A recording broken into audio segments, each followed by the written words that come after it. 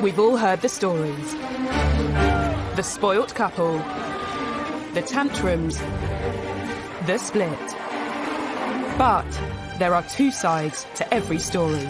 It's an opportunity for us to understand why they did step down as senior royals and for us to understand what it is that they're searching for in life.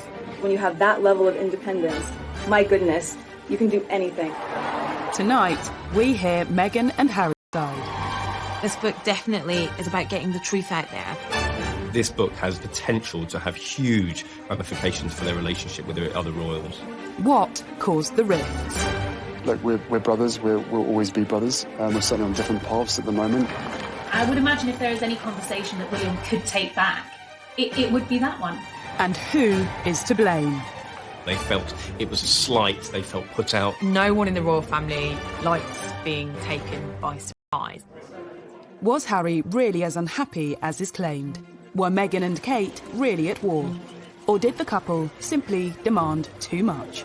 Kate and Meghan are not obligated to be best friends. There is an intense interest from the public to try and find out the unfettered truth.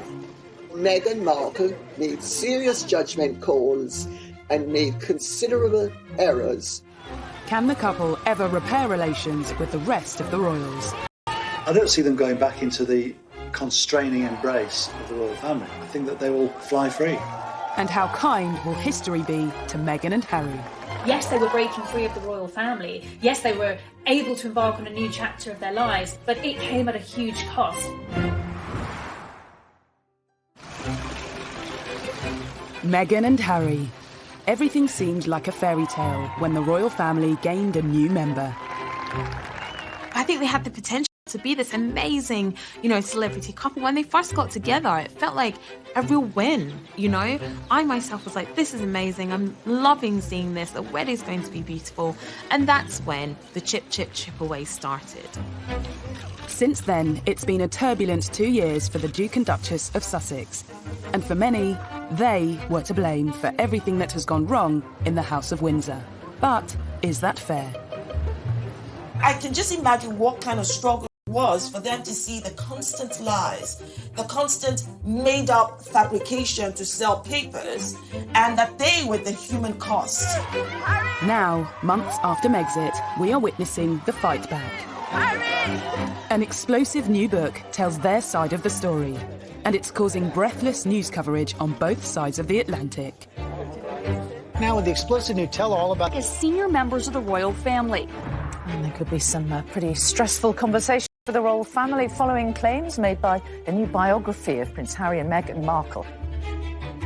Finding Freedom charts the relationship of Harry and Meghan from their first meeting to stepping back as senior royals. Everyone wants to know if this book is Harry and Meghan setting the record straight. They and the authors say they weren't involved, but that hasn't stopped speculation. I think it's hard to believe that they didn't have more than an interest in it, certainly. There's certainly lines within the books, even quotes that have come potentially from Harry and Meghan, and I think that a lot of people will be thinking that they had more of a hand in it than they have been letting on. A royal will always deny any involvement because that's the convention. The convention is that you never ever openly say that you have helped. But I think with Fighting Freedom, when we read it, you can hear Harry and Meghan's voice. Finding Freedom is written by Carolyn Durand and Omar Scobie, two seasoned royal journalists. Another author who has first-hand experience when it comes to setting the royal record straight is Andrew Morton. His book, Diana, Her True Story, caused a sensation in 1992. He believes the objective of Finding Freedom is to set out Meghan's side of the story.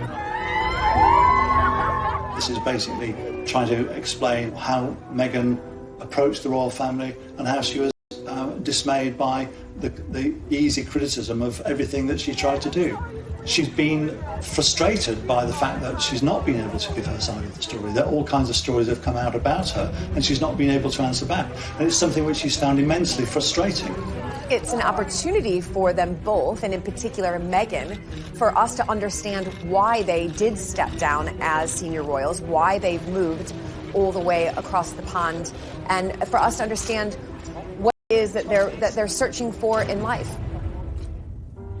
At the heart of the book is Harry and Meghan's decision to step down as senior royals.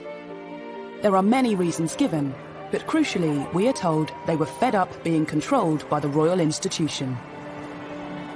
When they were told that they had to be brought within the confines of the Buckingham Palace machine, I think that's when they realised that their wings were being clipped and they weren't going to actually realise the stardom that they had set themselves up to be. The book claims there were concerns that the couple should be brought into the fold. Otherwise, the establishment feared their popularity might eclipse that of the royal family. I think they were particularly worried about William and Kate, that they might become more popular than them. And I think they just couldn't stand the idea of that. They couldn't reckon potentially be more popular than William and Kate, who were their golden couple. Are we to read it that Harry and Meghan felt that the other households thought they needed reining in, slapping down? Because that's how I read it. I read it that Harry and Meghan felt that there was this conspiracy against them and that they felt that they ought to be put back in their place on a variety of levels. And they became more and more insular, more and more paranoid. And then they felt there was no option but to leave. It always reminds me of a top football manager saying that no one is bigger than the club. And I think that analogy is very, very true here, that they weren't bigger than the institution. And certainly the men in grey suits that they believe were stalking the corridors trying to clip their wings might have been an invention in their own heads rather than actually what was going on. Those men in grey suits, as Princess Diana used to call them, were allegedly another element pushing Meghan and Harry away. In the book, friends of the couple call them vipers, and it's claimed some of them simply didn't like Meghan and would stop at nothing to make her life difficult. One of the suggestions in the book is that the courtiers, or the vipers as Harry and Meghan apparently refer to them, were out to get them, that they didn't like Meghan from the outset. It may very well be the case that there was a courtier, maybe two, who had it in for Meghan, who felt that she was too different, too confident, too ambitious, too different from anyone who had married into the royal family before. Meghan's differences led friends to call her Duchess Different, a play on the often repeated claims she was known as Duchess Difficult inside palace walls. I think calling Meghan Duchess Different is very telling, and it shows the gap between the old ways and the new ways.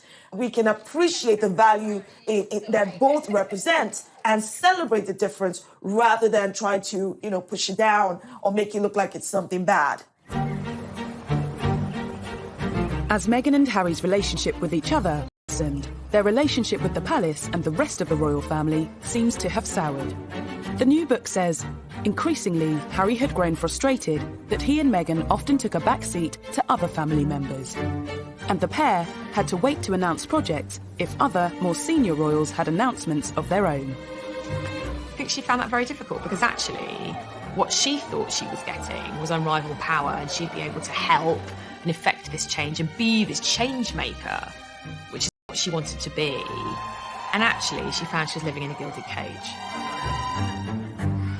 By Christmas of 2019, Meghan and Harry had skipped Sandringham to take an extended break in Canada. They'd decided something was message. Well, the lack of photograph of them appearing for the Queen's Christmas speech obviously had an effect on them, and the book will tell you in detail about how this made them feel. They felt it was a slight, they felt put out. What I think was trying to be demonstrated during that Christmas message was the future of the monarchy, the future heirs, the future sovereigns.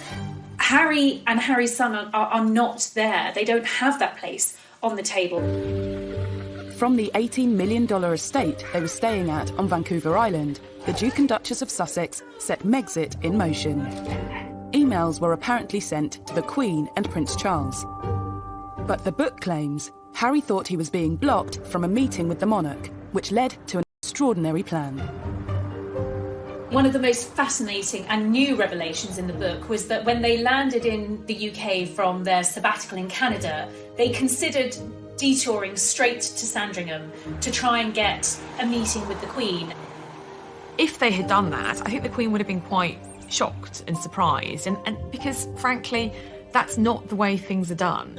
And I think that's a lot of the problem here. Harry and Meghan didn't want to keep doing the way things are done. And the monarchy wasn't going to change things just for them. The monarchy's a supertanker. It just keeps on going, ploughing its own furrow. Harry and Meghan wanted to become financially independent, split their time between the UK and North America, but crucially, still carry out duties for the Queen. Eventually, the Queen agreed to issue a joint statement about her grandson's plans. On the 7th of January, the Duke and Duchess attended an event at the Canadian High Commission. The book reveals they were feeling nervous.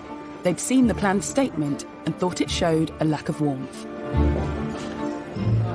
It's meant a lot to us, and it's just important for us to start the year and say thank you. More concerning to them than that, reporters got wind of the plan to stay in Canada.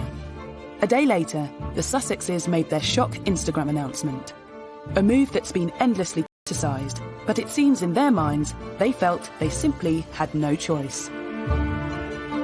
It was very sad, really, that a couple who offered so much to the monarchy and to the nation had decided to go their own way. At the time in January, there was a lot of anger because, as one very senior member of the household said to me, you don't put a gun to the Queen's head. You don't go public and say what you want. We sort it out behind closed doors, we all try and negotiate, and then we present a united front. As well as their announcement, Meghan and Harry simultaneously launched their Sussex without discussing it first, left the Queen and the Duke of Edinburgh devastated.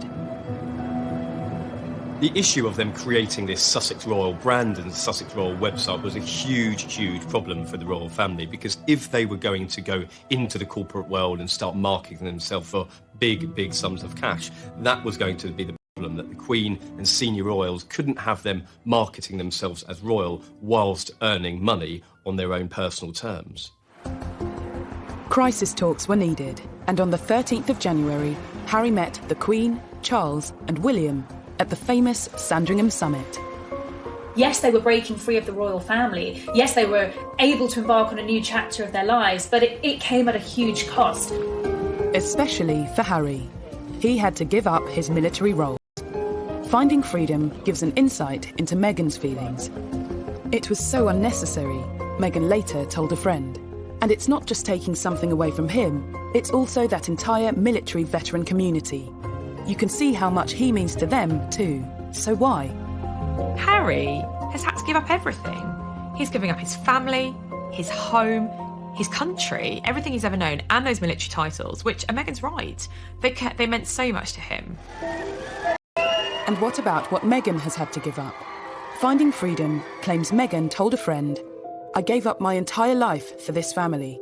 I was willing to do whatever it takes, but here we are. It's very sad." Even so, it's said courtiers and some family blame Meghan for Megxit.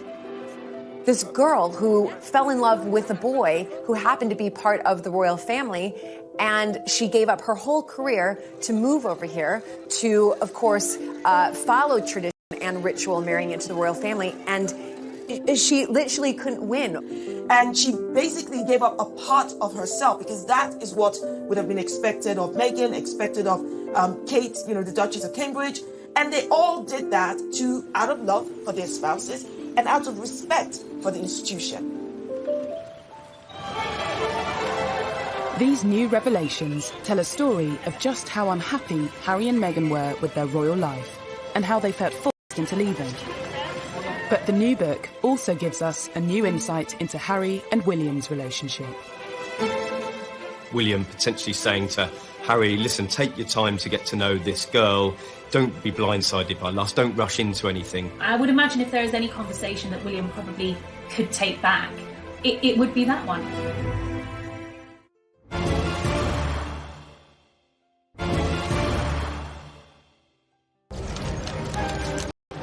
To understand why the relationship between Harry and his family broke down, yet Harry and Meghan's relationship was circulating, and Meghan soon had the world's press following her every move.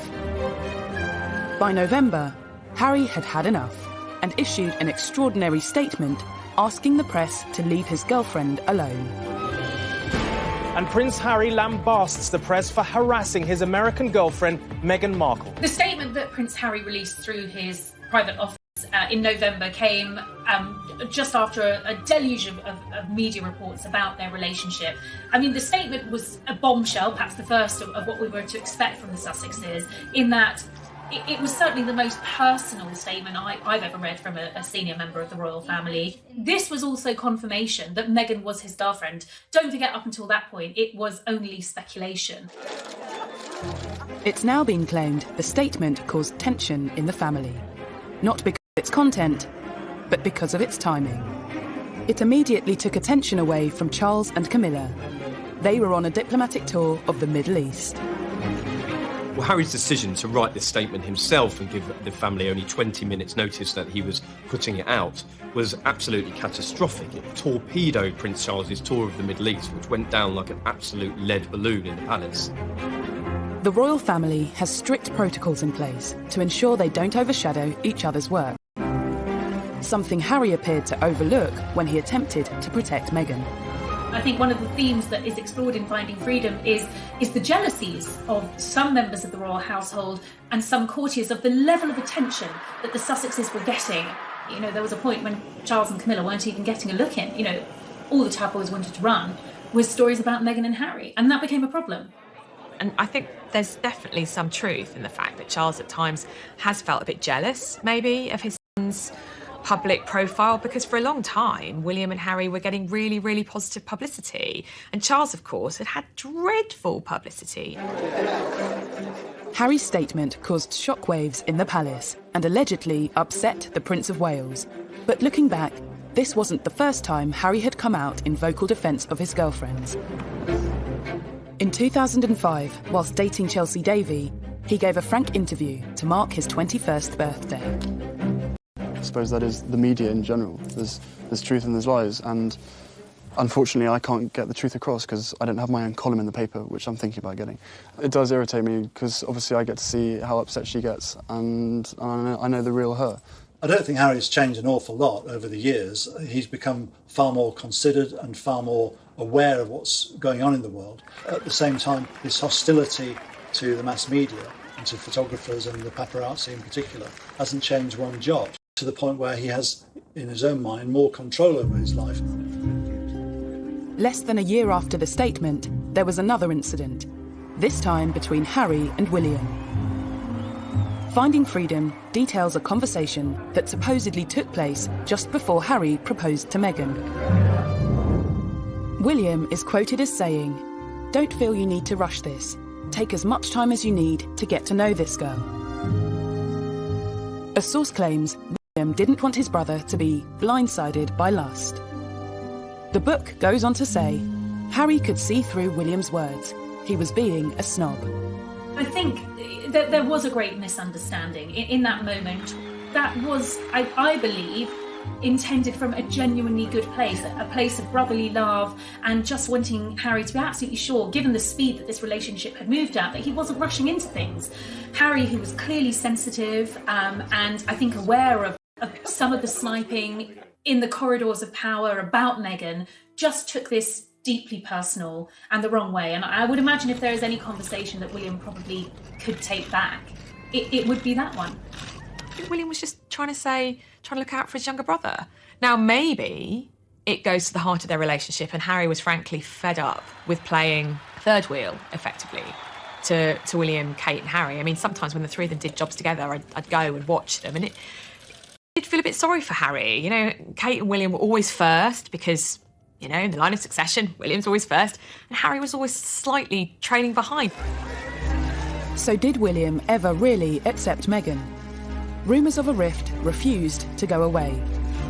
During Christmas of 2018, William appeared to ignore Meghan outside church. The following Easter, another incident, on the Queen's 93rd birthday. The footage appeared to show the brothers avoiding each other. Is there petty jealousy? Yes, because I think there is between any family. Show me any family in the world where there's not jockeying for position, or one sibling doesn't think, oh, you know, that's the sibling shouldn't have that, or etc. That is family. That is the human condition. I do think this is War of the Waleses Part 2, but this is also the British royal family. This is what they do. They argue, they fall out, and then we make a drama out of it. But for some, Harry and William's fallout is far more serious. This was a devastating blow to the British people and indeed members of the Commonwealth, because they have looked to William and Harry as being the successors. So to see a divide between those really did tear at the very fabric of the British public's relationship with the royal family. Has much experience being the same? Well, bear in mind I cook him and feed him basically every day. I think he's done rather well. You told us the other week that he did all the washing up. He does do a bit of the washing up, then he leaves most of it in the sink and then it comes back in the morning and I have to wash it up. Oh, the lies. Lies. I think the difference between William and Harry has a lot to do with succession in the royal family. William knows that at one day he will become king. Harry knew that the reality of that was very, very unlikely that he would ever sit on the throne. So in many ways, he lived a life free of those shackles. He was the rogue and renegade prince. And there was nothing wrong with that in Harry's eyes. And seemingly there was nothing wrong with that in the House of Windsor's eyes either, because it made him more relatable and it also modernised the monarchy. Tension between the brothers was confirmed by Harry himself during a bombshell interview with Tom Bradby. There's been a lot of talk in the press about rifts with your brother. How much of that is true? Look, we're brothers. We'll always be brothers. We're certainly on different paths at the moment, but I will always be there for him, and as I know, he'll always be there for me. We don't see each other as much as we used to, but it's just, as I said, as brothers, you have good days, you have bad days. I think now that we have the book coming out and what we've read from Finding Freedom really does solidify what Harry was talking about in the Tom Bradby interview when he said that there's good days and bad days. The book is telling us literally in black and white, or will tell us in black and white, what those good days and what those bad days were. Not only is it alleged that William wasn't as accepting of Meghan as Harry would have liked, it's also claimed she wasn't warmly welcomed within the palace. One senior royal referred to the American actress as Harry's showgirl. Another told an aide she comes with a lot of baggage. And a high-ranking courtier was overheard telling a colleague, "There's just something about her I don't trust." It is alleged that a senior member of the royal family referred to Meghan as Harry's showgirl. We don't know which senior member of the royal family this is. According to another source, a courtier said that she came with a lot of baggage. And to a degree, Meghan did come with baggage. She wasn't the virgin bride marrying into the royal family. I think it was celebrated that she was from a dual heritage. She had a black mother, a white father. There's great excitement about the fact that she was akin to a Hollywood movie star, not A-list, but still famous in her own right. Meghan was a senior royal for, an incredibly short time. And I think if we look back at that short time, she was almost immediately hounded by the British tabloid article about Meghan. That was rather ruthless, to be honest.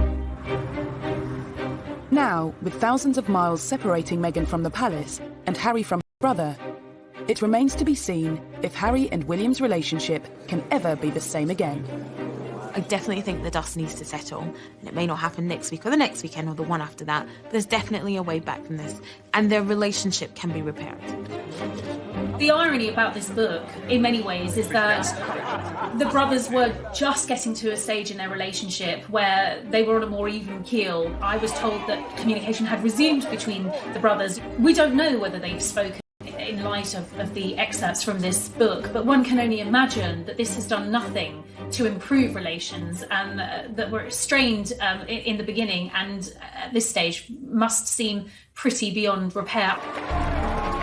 Finding Freedom not only claims to know what happened behind the scenes with Harry and William, but sheds a light on the rumours of duchesses at war.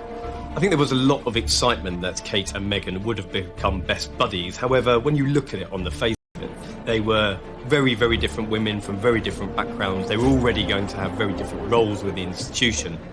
And I think the pictures of them laughing and joking at Wimbledon were probably the best it was ever going to get.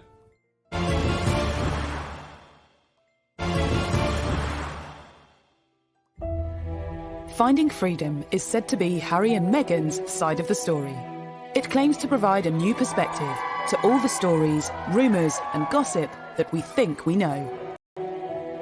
In particular, a focus on negativity surrounding Meghan's relationship with Kate, not long after she became the Duchess of Sussex. After the royal wedding, once that sort of crest of the wave of excitement and euphoria had subsided, there was a slow drip of reports that began to show Meghan in a different light. After her wedding, Meghan was faced with a number of negative headlines. One in particular seems to have angered the Sussexes. It was reported that Meghan had made Kate cry during a bridesmaid fitting. Finding Freedom details the incident. Some of the children weren't cooperating, and there was a lot going on. Everyone tried to help where they could, but it's never easy with kids at fittings. There were no tears from anyone. I also think that it proves that, that story was put out by anti-Meghan people, by people who wanted to vilify Meghan, and it actually unpicks that, and it also proves that we know that there's people actively out there working to make Meghan look bad. There are always two sides to every story, but, Kate either cried at that dress fitting or she didn't, and, that is contested in Finding Freedom. What Finding Freedom doesn't do is actually explain what did happen. Whatever the truth, Meghan and Kate's relationship soon became a favourite topic for the tabloids. I think as soon as Meghan married into the royal family, the comparisons between Meghan and Kate were constant. And Kate is English. She's an English rose, and she does everything the right way. But she will be the future queen. I think there needs to be some leeway for Meghan and Harry because, he's now much further down the peg line as far as inheriting the crown. I think there was a lot of excitement that Kate and Meghan would have become best buddies. However, when you look at it on the face of it, they were very, very different women from very different backgrounds. They were already going to have very different roles with the institution. And I think the pictures of them laughing and joking at Wimbledon were probably the best it was ever going to get. Despite the press rumours the Duchesses were at war, Finding Freedom claims the relationship between the sisters-in-law was less tense than reported. It does, however, reveal they struggled to move past the distant politeness of when they first met. It was very easy for us to escape into this storyline that Meghan and Catherine were best friends, that William, Harry, Meghan and Catherine represented the Fab Four, this union of young royals that were set to take control and modernise the monarchy. It wasn't the case at all. Just 1 year after they were photographed laughing together at Wimbledon, new photographs emerged of Kate and Meghan together at a polo event. This time, the atmosphere appeared a little less friendly. The book notes there was a cordial but distant rapport. It was a big exclusive event in the summer of 2019, and both Kate and Meghan were there with their children. In fact, it was probably one of the first times we'd seen Meghan out and about with baby Archie. Kate was watching the children playing on the field while watching the polo, but the real striking thing was that the two women were not speaking. They weren't even conversing for most of the day, and I think that was quite a bit of a realisation for the British public and quite a disappointment as well, that these two women were not going to be the best of friends. It's reported Meghan had wanted a strong and close relationship with her sister-in-law. The book details that Meghan had initially hoped that Kate would potentially reach out to her and help guide her as somebody who had married into the institution, but the offer never materialised. It goes on to say, Kate felt they didn't have much in common, other than the fact that they lived at Kensington Palace. So perhaps that was an unrealistic expectation. The Duchess of Cambridge is a busy woman, but Meghan clearly took that quite personally. In the same weekend Finding Freedom dominated the papers, Emily Andrews broke the story that friends of the Cambridges say Kate rolled out the red carpet for Meghan. So who was to blame for this coldness? I think it seems that Meghan had a very unrealistic expectation of her relationship with Kate. I mean, if you look at it from the Cambridges' point of view, they don't know this woman at all. From their point of view, they absolutely did welcome her into the family. William and Kate invited Meghan and Harry to apartment 1A. Kate met Meghan pretty early on in the relationship, and I think from William and Kate's point of view, they did try and help as much as possible. But they were at a very different stage of life. Kate, very With friends of William and Kate refuting stories from Finding Freedom, the public is once again presented with two sides of the story, unsure which side is telling the truth. By the time Harry and Meghan's final royal engagement came around in March of this year, the tension was clear for everyone to see. At the Commonwealth event, Meghan appeared to wave to Kate, but the gesture wasn't acknowledged. I was sitting behind William and Kate and Meghan and Harry a few rows back with other members of the press at that service, and there was absolutely a tension between the two couples. While Kate turned around to speak to Edward and Sophie Wessex, she just didn't acknowledge Meghan and Harry at all, and that was very obvious. Finding Freedom notes that after flying straight back to Canada, Meghan, at that point, couldn't imagine wanting to a foot back into anything royal again. There is no doubt that certain plot lines sell newspapers and sell magazines. And initially, what sold was the remarkable story of these four young royals and the tight union that they supposedly had. But in reality, that just wasn't the case. Finding Freedom has nothing to quell the fascination with the Duke and Duchess of Sussex, presenting another side of the story and asking if the criticism facing the Sussexes has been fair. The whole story about Meghan wanting, the chapel for a wedding to smell a certain way, and then people find out that Kate wanted the exact same thing, but Kate is not being crucified for that, however Meghan is. That just highlights again that this toxicity against Meghan is coming from a very deep place of bias. Might arguably tell the story from Harry and Meghan's side, but it's not the only book about them to hit the shelves this summer. It's the hot cakes right now. It's almost as though people think that this is the next version of The Crown from Netflix. I think that there is a battle at the moment amongst authors to try and tell or answer the unanswered questions as to what led to the split.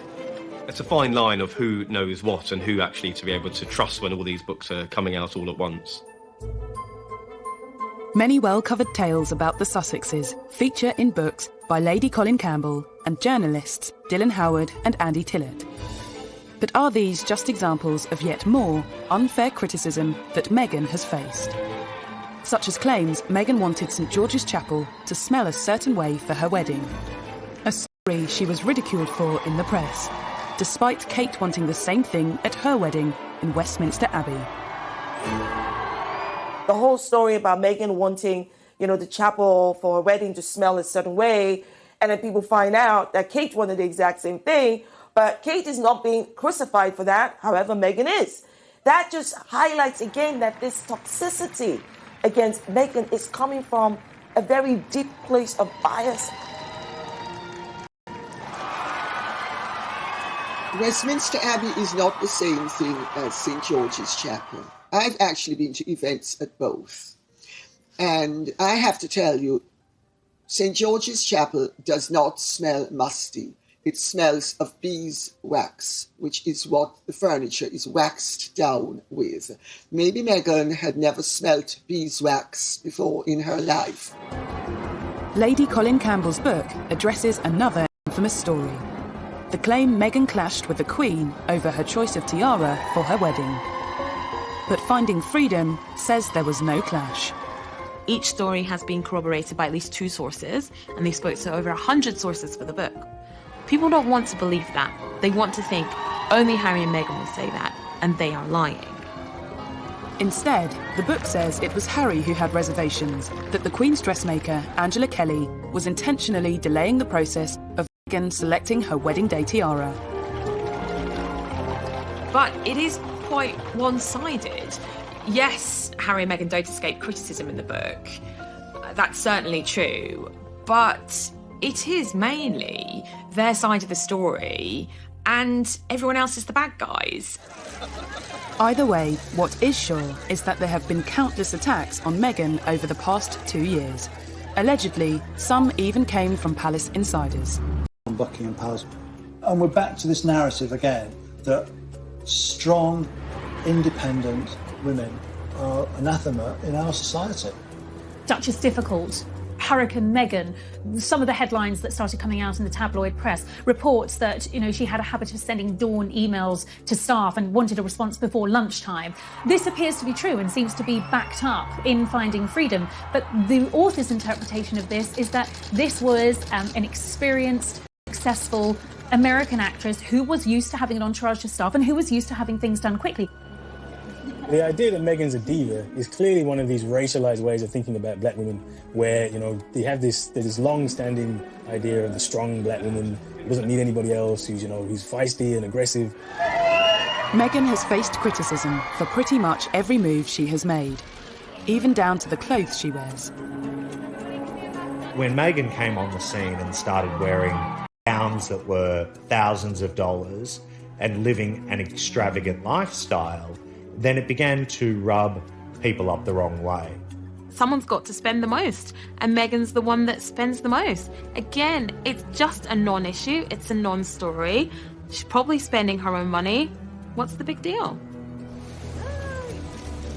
And even a claim that Kensington Palace staff noted that Meghan's charity cookbook, raising funds for the victims of the Grenfell tragedy, didn't contain a single recipe of British origin. She was trying to do something wonderful and good for all of those that were lost at Grenfell Tower and for their families. Everyone embraced this so deeply because it's been a passion project for all of us, and for very good reason. For Meghan, much of the criticism must have felt unwarranted and unfair. Why is Meghan a target for criticism? Very good question. Right. I don't know. Do you have a piece of paper? Several pieces of paper? But let's start with the fact that, one, she's a progressive woman. She's independent.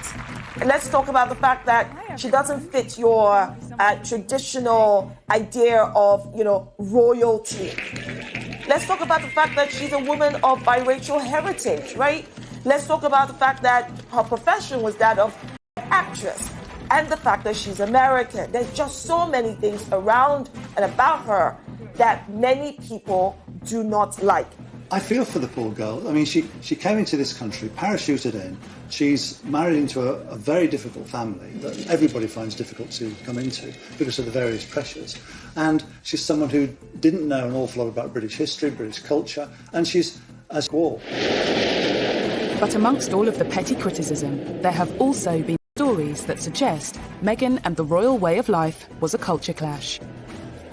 In my book, I go to great lengths to explain how the culture clash arose. Because Meghan has very American attitudes and expectations. She is all about confidence, go-getting, hustling, and all of those Hollywood things that she has been brought up to regard as desirable. Did Meghan really know what she was letting herself in for when she married into the royal family? Some stories show how she struggled to get to grips with royal life, like her first official engagement with the Queen, opening the Mersey Gateway Bridge in June 2018. People haven't looked at the real person who's trying to do her best coming into the royal family. Someone who didn't know the protocol, didn't know the etiquette. I'll give you a perfect example. She went to Liverpool with the Queen and she's sitting on the stage. It's a windy day. She doesn't know what side of the car to get into, to get out of, what hand to hold her handbag in, and you can see that kind of confusion in her face. Meghan, even though she's an actress, has had to swap the red carpet for the Royal Road show, and it's a difficult gig. There were certain elements of royalty that perhaps weren't for Meghan, but she was widely condemned regardless, like security. Dylan Howard's Royals at War reminds us of an incident in Fiji when Meghan visited a market. Every royal is assigned a level of protection when making appearances in public. And there could be no more valuable commodity, if you like, than a pregnant Meghan Markle making appearances in public. Under sweltering temperatures and with an increasingly large crowd, the Duchess was rushed out and the visit ended early. Turn round. Inevitably, in these types of scenarios, the royals are briefed about what is right and what is wrong and what is expected of them in order to maintain their security and their well-being. The security officer in charge quit her role not long after, amid claims at the time that Meghan found security constraining. Although the palace denied this was why she left. Guys, out. Just stay to the side, please. Everyone turn round. Meghan was oblivious, despite being or recommendations of the Royal Protection Officer. And Lady Colin Campbell recalls at an event that, in her view, shows Meghan unwilling to persist with royal duty at her and Harry's first public engagement as a married couple.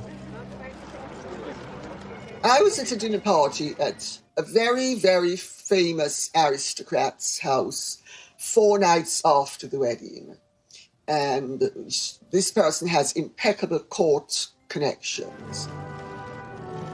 At a garden party to celebrate Prince Charles's 70th birthday and all of his charity connections, there had been this garden party at Buckingham Palace, and Harry and Meghan were there. Good afternoon, everybody. And there was much excitement about them being there because, of course, at that time they were the most popular couple in the country. She was a revered figure. People couldn't wait to meet her. Well, 15 minutes into the engagement, Meghan is overheard telling Harry she's bored and she wants to leave because they've effectively done their photo op. And the person who overheard this was completely gobsmacked. All of these stories and allegations hint at teething problems as Meghan grappled with royal life. But rather than focusing on arguably unfair criticisms, should the public and press have been more understanding of Meghan's struggle? After all, it's something that is very different to what she was used to. That's one of my favorite parts of being there. On the face of it, everybody was very, very excited when Meghan came on the scene. She was hugely successful in her own right. She'd spoken on the world stage on big issues like the UN, human rights, girls' education. I think there was an awful lot of interest and excitement with her coming on the scene. But she definitely wanted to hit the ground running. She'd said that herself. And I think that in certain sections of the palace that was quite difficult because there are certain processes, protocols that had to be followed, and when these two worlds collided there was definitely a clash that couldn't be avoided. There was a culture clash. American divorcee, biracial, actress, woman of substance, 21st century girl from Los Angeles versus the pale, male, stale and very white British monarchy. Yes, we have a woman as our head of state. Yes, we have a woman as our queen. But it is still an old-fashioned institution. It's done in tradition is all, duty is all. And that's not very woke or 21st century. Coming up.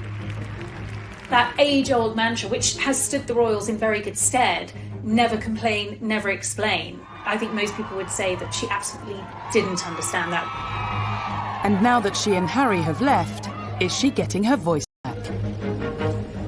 It's been very empowering and inspiring to see and to hear what they've had to say.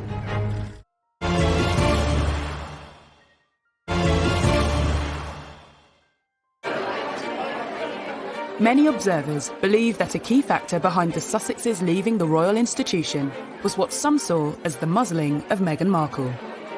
Before her marriage to Prince Harry, she'd used her media profile to highlight social issues close to her heart. Women don't need to find a voice. They have a voice, they need to feel empowered to use it, and people need to be encouraged to listen.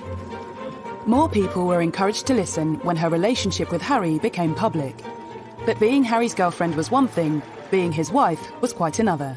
If she was not part of the royal family, the way she would have come out to speak on issues and to lend support on different things, she had to curtail all of that.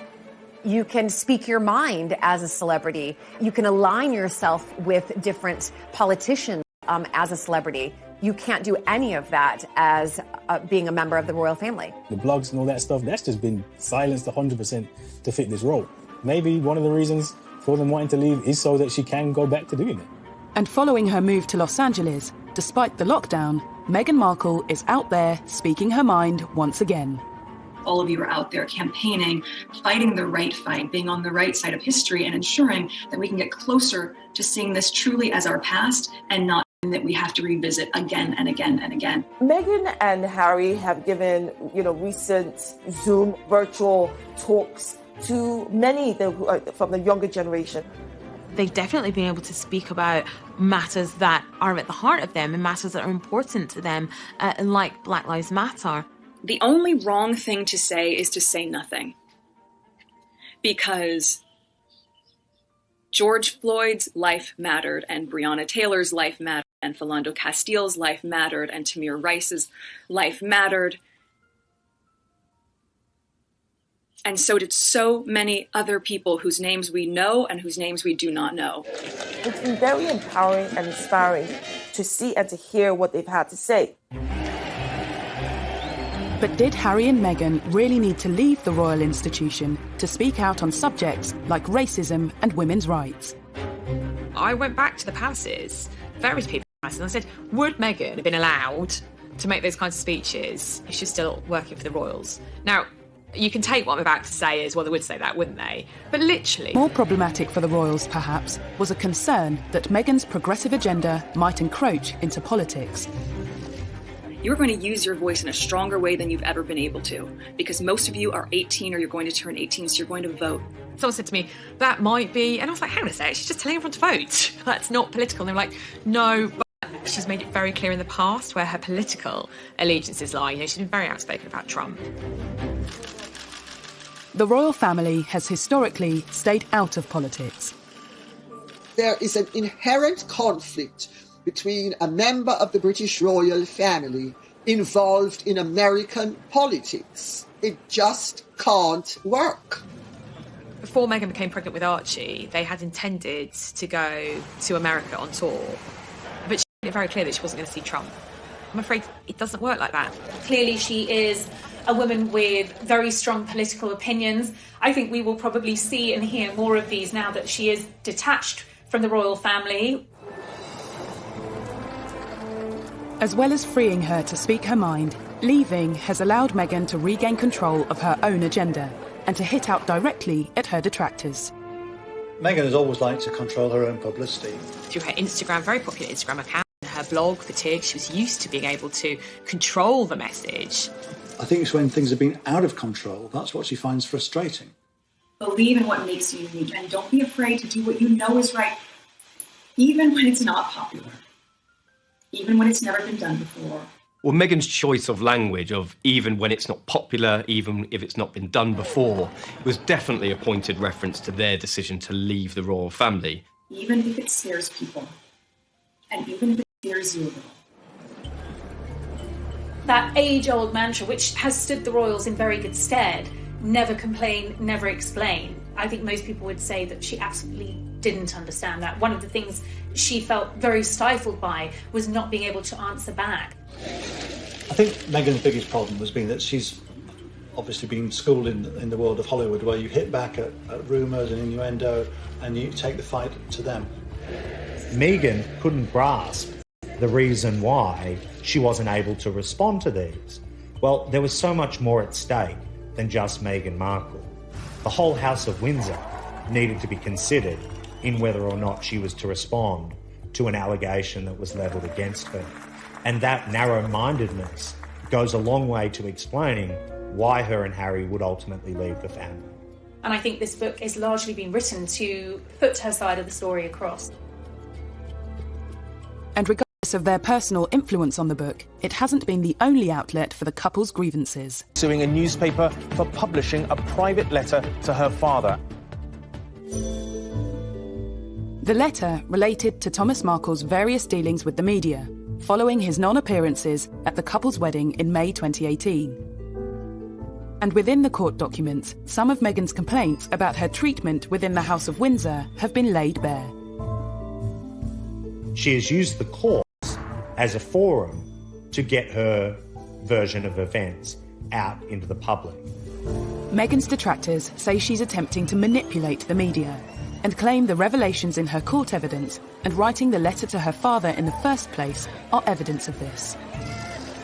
If Meghan expects me or anybody else that I know who has a brain to think that she wrote that letter for anything except damaging her father's reputation and boosting her own and excusing her, she better think again.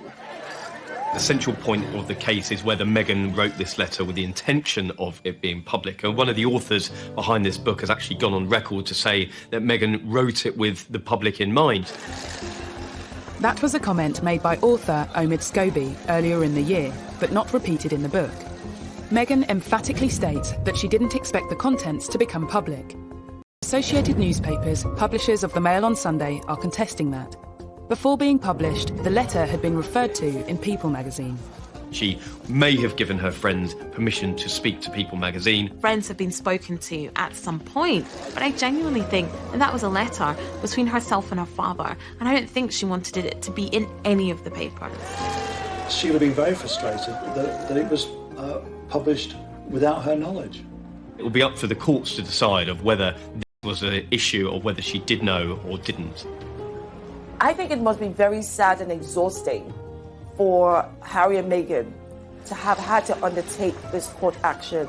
They're forced to go through this vicious cycle of seeing more lies and the same lies come up and people buy into it and people dig into it. So it has to be exhausting for them, but I have to say it is the right thing to do. Since beginning the court proceedings, both Harry and Meghan have been accused of hypocrisy in their dealings with the media. Whether or not she wanted the letter leaked is really unknown at this point. But what I can say with certainty is that she does want certain stories leaked. In the book Finding Freedom, it says that she worked with the paparazzi. She tipped them off, and she tipped off local journalists because she was trying to further her own profile. And you do kind of come away from the book thinking Harry and Meghan are perfectly happy to invade. I've never seen a member of the royal family who has polarised opinion quite as strongly as Meghan and then Harry and Meghan. It's almost as if people took positions very, very early on. You're either for them or you're against them.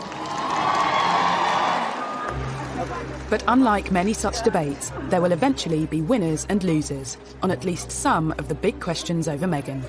Is she an attention-seeking hypocrite who was a disruptive influence on the royal family? Or is she a well-meaning and wholly innocent victim of racism, sexism, and the machinery and machinations of the monarchy? It seems that the English courts will play a part in answering that question. If they are to win, they will have won at the expense of dragging the royal family through the mud. So win or lose, in my view, it's a loss. Released from the House of Windsor, have Harry and Meghan really found their freedom? If it was not for COVID-19, we would have seen and heard a lot more from this couple. They are holed up in a rented £18 million mansion. They really need to try and take a bit of time out and maybe realise what they want, what their future looks like.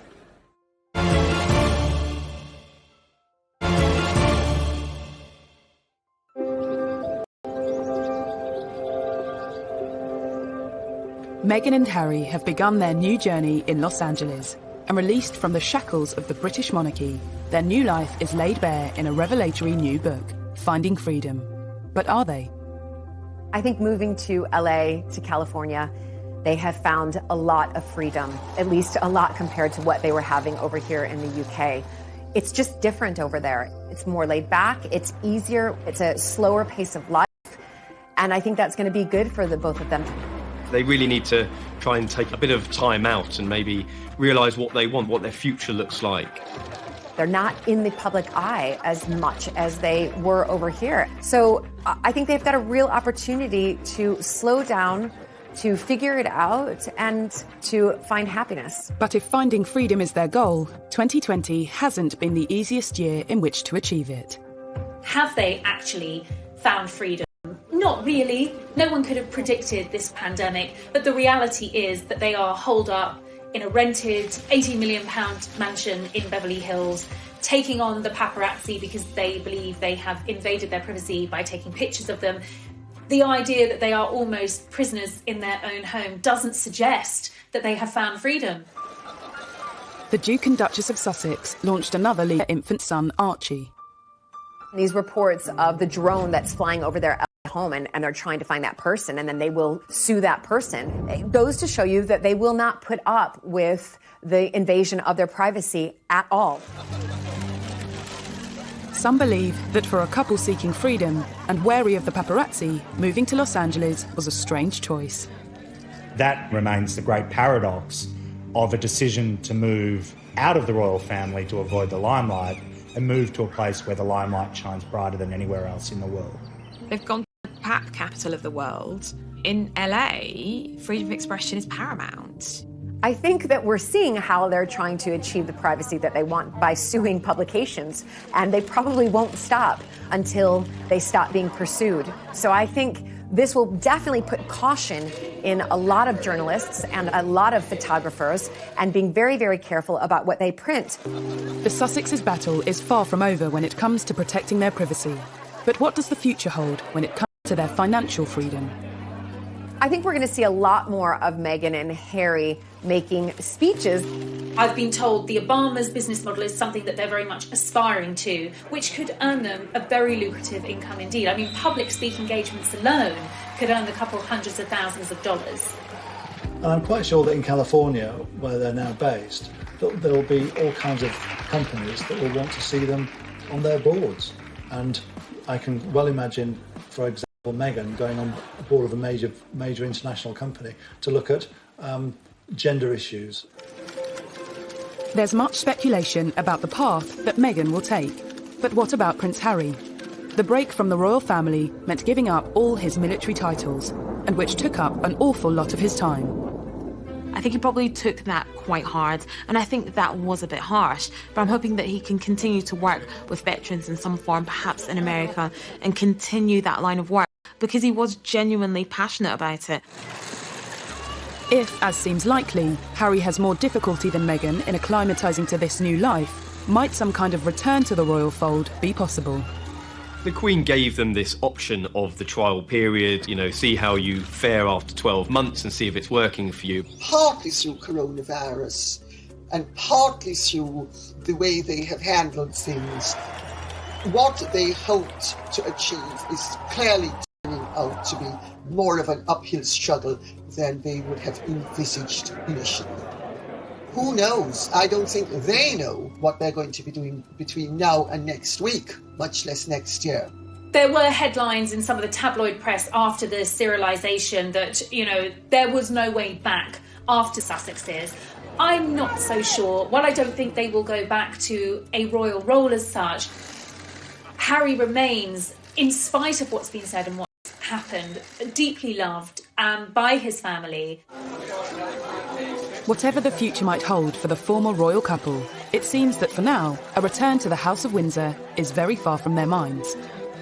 I think that they will get it right over there. I hope that they will do exciting and amazing things together, become financially independent, and live a peaceful life, which I suspect is what they both want. I applaud Harry and Meghan for standing up for what they believe and wanting to carve out a life for themselves that makes them happy. That should ultimately be what we all want for them. They've got an opportunity to make a change, to make a difference, and I'm quite sure that they will continue to do that over the next few years, but not under the umbrella of the royal family, but under their own umbrella. In 2018, William, Harry, Kate and Meghan were being hailed as the golden generation who'd build a new 21st century monarchy. In just 2 years, that dream has shattered. How? Finding freedom certainly doesn't have all the answers, but it does reveal the open wounds currently blighting the royal family, and some say rubs salt into them. There are two sides to every story. Which one to believe, that's up to you.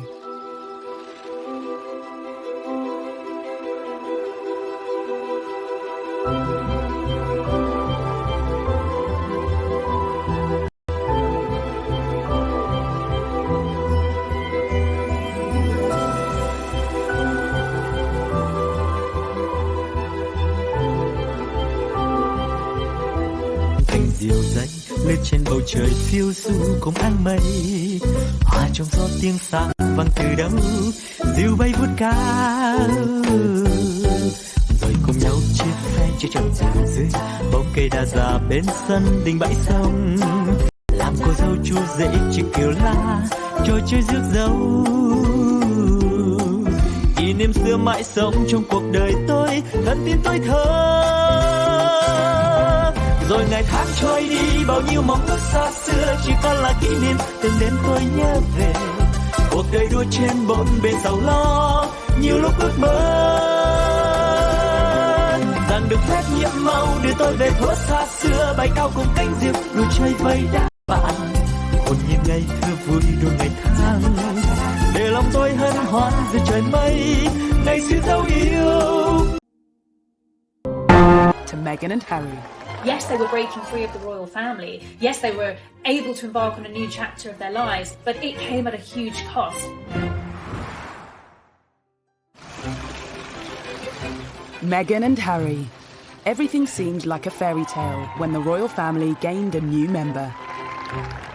I think they had the potential to be this amazing, celebrity couple. When they first got together, it felt like a real win, I myself was like, this is amazing. I'm loving seeing this. The wedding's going to be beautiful.